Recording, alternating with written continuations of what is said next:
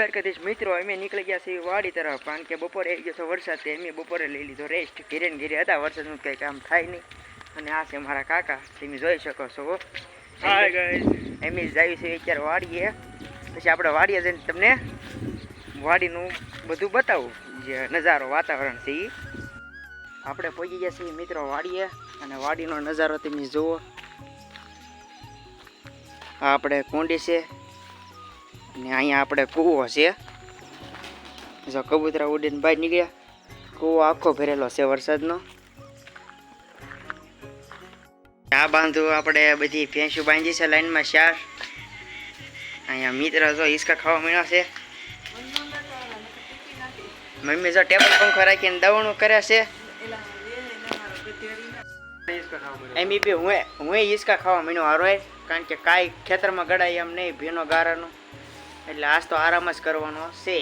2 કલાક પછી મિત્રો આપણે જો ભેહાને બહાર ફેરવી લીધા છે અને 2 ભેહાન કાઢ્યા છે કારણ કે ગારો બહુ હતો આ 2 ભેંસને દોવાની હતી એટલે બહાર તો ગારો હોય એટલે નો મજા આવે દોવાની અને આપણે ભેહા ફેરવી લીધા પછી મેં ટીંગાડ્યો ખંભે પપ કારણ કે આંપાની રીંગણીમાં આપણે છાંટવાની હતી દવા નાનો એવો ડોઝ આપવાનો હતો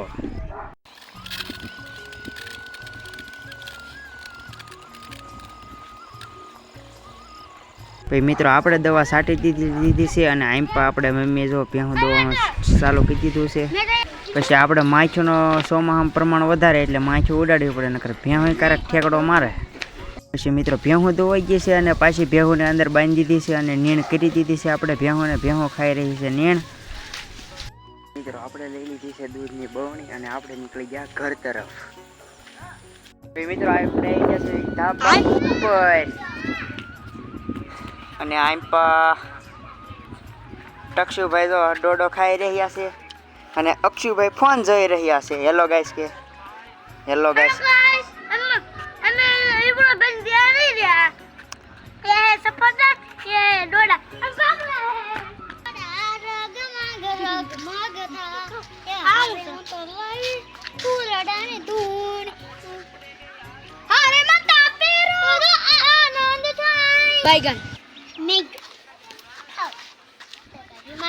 છોટું લાવ્યો છે તેલ મરચું હાથમાં પહેરી છે વીટી અને તેલ મરચું જમજમાયું લાઈક કરજો કે લાઈક કરજો ચેનલ કો સબસ્ક્રાઇબ